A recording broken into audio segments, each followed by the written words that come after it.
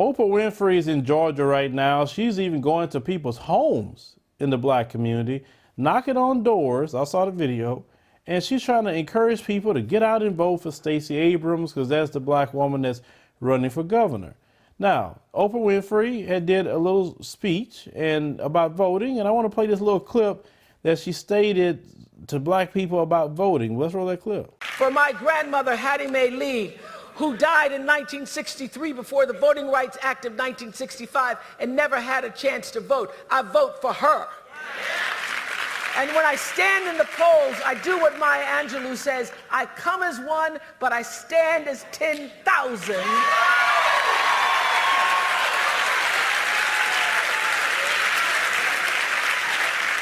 For all those who paved the way that we might have the right to vote.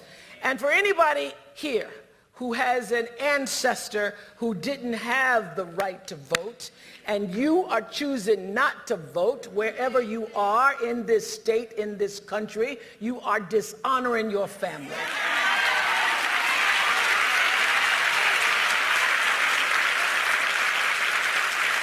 You are disrespecting and disregarding their legacy, their suffering and their dreams when you don't vote. So honor your legacy. Honor your legacy. Honor your right to citizenship in this, which is the greatest country in the world. The greatest country in the world. And the right to vote is like the crown we all get to wear. Maya used to say, baby, your crown has been paid for, so put it on your head and wear it. Now, you notice all the people coming out telling black people, you need to vote, you need to vote, you need to do this, you need to do that. And yes, voting is important. Well, let's call that what it is. The reason why a lot of black people didn't vote in 2016 is because they did not get nothing out the deal regardless.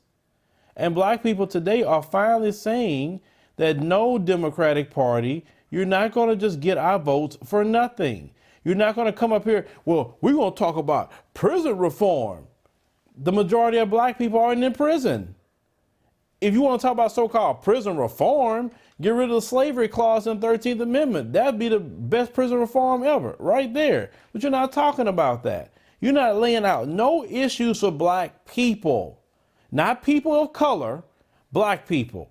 Because when you talk about every other group, you don't call them, put them in a group like you do black folk. They don't come up there and say people of faith. No, they say Jewish people, right? They don't come up there and say bilingual people. They call them all out by name, Asian, Chinese, Japanese, Hispanic community, whatever they say, they call them all out by name, white people, LGBT, and they make sure to put policies down on their websites to say, this is what I'm going to do for these groups. But when it comes to black folks, you're people of color. And in the people of color crowd, you get nothing. You're still at the bottom of that. We reject this people of color word that the Democrats are using. If you're going to address black people, say black people, African Americans, whatever you want to say. But you don't put no concrete policies down. You don't have no black agenda, nobody. I'm not telling black people to stop voting for Democrats and go vote for some white Republicans either, because they in the same boat. Matter of fact, they don't have an agenda for black people, and they got hardcore white supremacists in that crowd. I always say we need to come to the middle. We need to say we are our own independent party. And if you want to get our votes, then you got to bring an agenda. If you're not going to bring it, if you're not going to speak it publicly, then we're not going to do anything. We're going to just sit that out. That's exactly how it is. And you can't scare me about somebody's a racist. Oh, I need to go vote because this person's a racist. As I stated before, Donald Trump didn't create racism. It was a well-oiled machine way before Donald Trump showed up. You got to remember, we had 2 black attorney generals that could have went in on racism, could have went in on these cops who are white supremacists, and they didn't do crap at all. Now one of them did to help out black people. Barack Obama never used the word white supremacy, white supremacist. He never took a hard line. During his presidency, we started a petition to try to get these white supremacists labeled as domestic terrorists, and they turned that down. They don't even want to do that either. So don't even mention Barack Obama at all. He don't say nothing what's going on with black folk. But all of a sudden, when it's voting time, you black people, you need to get out and vote now. That's what they say. Black people get out and vote. Where's Oprah? All these issues in the black community, where's Oprah? Matter of fact, they always talk about Chicago so much. Where's Oprah in Chicago? Why she ain't going to the south side of Chicago knocking on doors, saying what she could do to help the people in Chicago? She's from over there. That's where she got her start. How many people that live in Chicago that watch this show? Has Oprah came to your house? Has Oprah been in your neighborhood? No, Oprah is working for her white liberal buddies. That's what she's working for.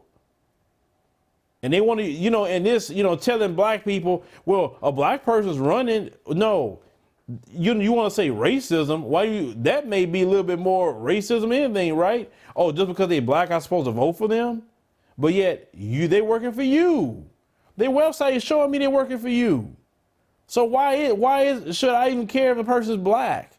Being black doesn't mean we see that now. Being a black politician doesn't mean I'm getting something out of it. We got a whole congressional black caucus, don't mention anything about issues in the black community. You hear the congressional black caucus touting illegal immigration. They don't even talk about black folk at all, but are they supposed to be a black caucus?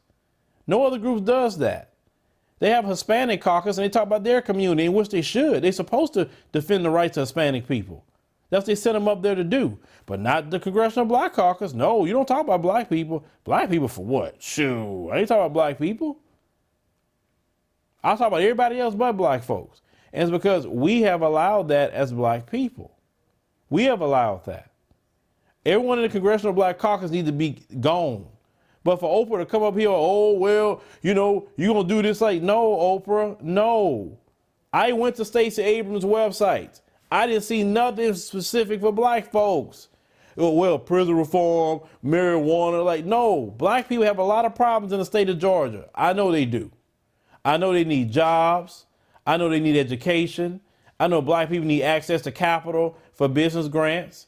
I know black people should be able to have business in their own neighborhoods, not the Chinese and the Korean and the Arab and the Indian coming into black communities, and they could establish all kind of businesses. But black people themselves cannot have a business in the state of Georgia or wherever else in their own communities. Matter of fact, you don't even address gentrification of black areas. You don't even talk about that. You don't talk about how black children are treated in schools, what you're going to excel them to in the area of education. You don't talk about any of that. You're not talking about how the Voting Rights Act was gutted. You're not talking about how you're going to stop gerrymandering. You're not talking about that. You're not talking about all the efforts that's against black people to vote. But you tell black people to vote. And then when black people say, that's why I'm voting conservative, those conservatives don't want you black behind voting. That's why they do all the stuff they do to you constantly to try to stop black people from voting. And none of these so-called black conservatives who's hardcore for Trump is never answering that particular question. How is it you're going to be on that side and you're not telling these white Republicans to stop gerrymandering black districts? You're not addressing that. Just jumping over to wear a red hat and say, make America great again. Okay, you got a hat. But black folks still screwed up. That means you screwed up. No matter if you vote conservative. So Oprah, no, ma'am. No, ma'am. You got to bring a little bit more to the table to galvanize black folks now. We have seen the light. And the light is you're going to have an agenda for black folks. And that's just that simple. And you don't email me telling me that what I should be doing and telling people because of, no. You come with a black agenda. It's any politician. I put it out there. You come with a black agenda. You put it in writing and you articulate that very well and what you're going to do. Then you'll have my support. I'll speak up for you right here myself. But if you're not going to have a black agenda, no.